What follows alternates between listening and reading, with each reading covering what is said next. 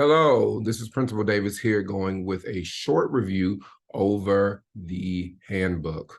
One of the things I want to reiterate is that you all should be reading the handbook in its entirety because it is a two-piece. The first part is our expectations here at the campus, and then the second part is our PBIS expectations that guide our PBIS work that we've been doing over the last few years.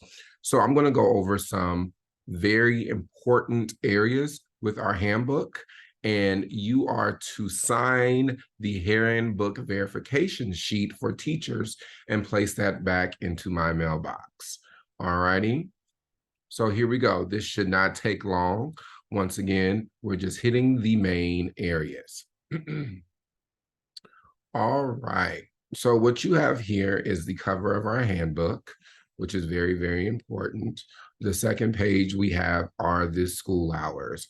So we have our administrative office staff, security staff, certified instructional assistants, and interpreters.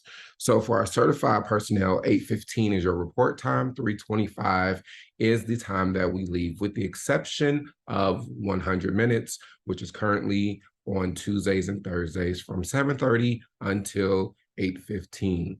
Instructional assistants are here from 7:40 to 4:15 unless you do not take your breaks or lunch, and then that you can leave at 3:25. And the same thing goes for interpreters. As you know, our our mission statement is relationships, rigor, and results. And our vision is Gary Morgan High School students will be academically prepared and socially motivated to enter the ever-changing world as responsible and productive global citizens. Now, here is where it is extremely important that you're paying attention. So our absences for students by law must be placed in your power school within the first 10 to 20 minutes. We really need this to happen because, as you know, in the past, there have been many kids that have been missing and there was no evidence of their attendance, whether they were at school or not particularly at our school, but just in schools in general. So it is important that you do attendance the first 10 to 20 minutes of class. On a lot of these areas, you'll see the yellow areas that are virtual amendments. This only applies if we have to go virtual. Now, absence for teachers. Staff absences should be notified to the subcenter, which I do believe it goes into workday. In addition, you must notify me by 7 a.m. or the earliest that you can, but the preference is 7 a.m.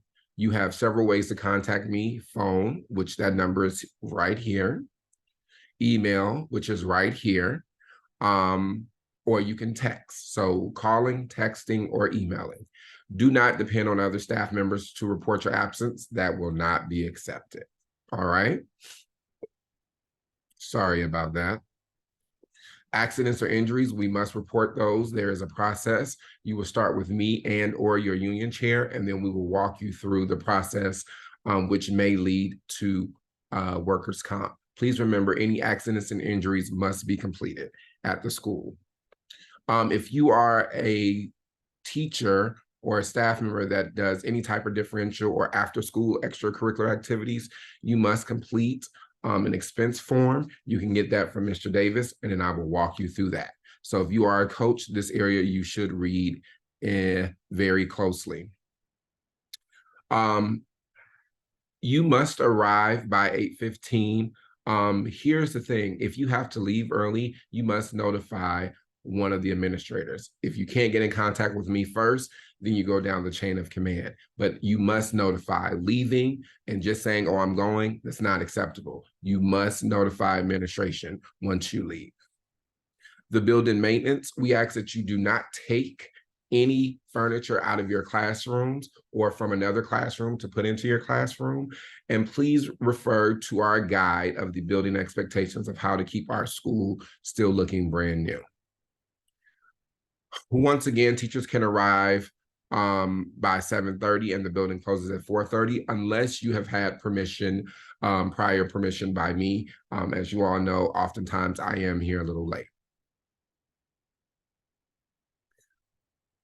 The weekly update will be sent Sunday or Monday. It is your expectation to review it. Child abuse, you have to report it. Simple as that. 696 Kids is where you will do that if you suspect a child being abused, and then you will also report it to me. Do not wait for permission to report child abuse. It is your obligation to report. You are obligated to report. This section on classroom management, you should take some time to read, but please remember the 5 Ps. Proper planning prevents poor performance.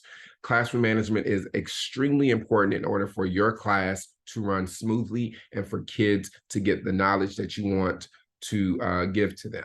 So you should read this area here. And if you need any assistance with classroom management, we have several readings that can support that area. Your classroom phones, that should be your way of communicating. We typically call your classroom phones to get students if they're leaving early or if the office needs them, whatever the case may be. Classroom phones. Please remember that communication with parents is very important, and that you should be communicating with parents, not just for the bad things, but also for the good things. You should definitely be communicating with parents if a student is failing and you've issued some type of consequence, which on the teacher level is detention. And here are just some tips to help you when speaking with guardians. The conference room, you must reserve that through Mr. Davis, me, as well as 245, if not in use, can be used for IEP meetings if your classroom is not used. Copy machine policy, use the one in the teacher workroom. If that is not working, you should go through Ms. Smith to have your copies made. Simple as that.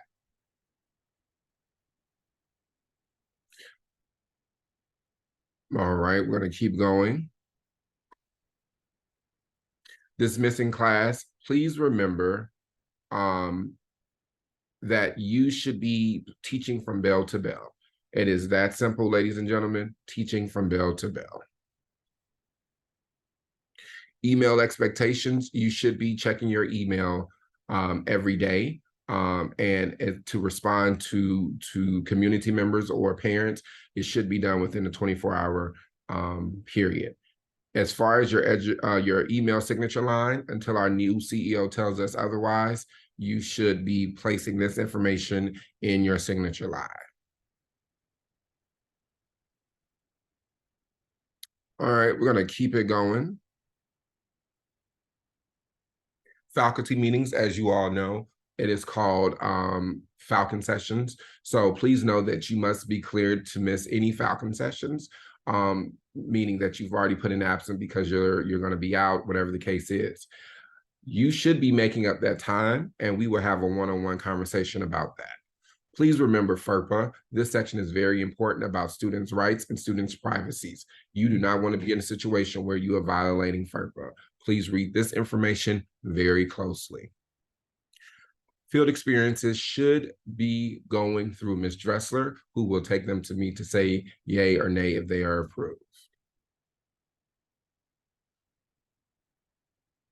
The front office, just as if this is your classroom, you don't want anyone rummaging and going through your stuff. The same thing with the front office. Please respect that this is someone's working space, and anything that you need, ask for it. Just like if a student needed something from your classroom, they would ask for it. Have the same respect you would want for your classroom. Grade systems, grades should be updated weekly. In addition, grades should not be punitive, meaning you shouldn't be grading because a kid wasn't there. You shouldn't be grading because a kid doesn't have supplies. You shouldn't be grading because a kid was disrespectful. You should truly be grading on if a kid is mastering the subject or the content or the activity that you want them to complete. You should not be grading on behavior. Please, please, please note that if we have to sit in a meeting with a parent and we feel that the grades are based off of behavior, you do not want to be put in that situation, because that goes above me to the district. All right. This is just telling you about homework, incomplete grades, instructional time. So we were a little bit above the game when we created and I say we, our entire staff, when we created conversations about lesson plans. So this is just the same language that is in the CBA. Okay. Keys and ID badges, you have been assigned keys. And if your ID badge is not working, you need to let Mr. Davis know. You should not give your keys or ID badge to any student. That is violating district policies. Here we go again about lesson plans. Make sure you read that. Your mailboxes, you should be looking at, checking your mailboxes daily. Passes, if a student is in the hallway, they must have either a yellow or orange pass. There is no exception. The admin will be sending students back to class if you do not have, sorry about that, will be sending you back to class if you do not have the proper documentation to be in the hall. Sorry about that once again. Professional development, we already talked about that. Those are our Falcon sessions. Student code of conduct, we went over that at the beginning of the school year, so you don't have to worry about that. Same thing with dress code and handbook. Harassment and bullying, here's the best thing that I can tell you. You need to report that to admin and we will take it from there. Here's the policy from the district, but please report it to admin and we'll take it there. Student guidelines for student makeup work. For every day that a child is missing, they have a day to make up their work. You have to give them an opportunity to make up their work. You cannot deny a kid to make up their work if they was absent from your class. Being absent and skipping are two different things. If we have record in the front office that they actually was absent, you have to give them the opportunity to make up work. Detentions, that's in our weekly update. You have that information as well.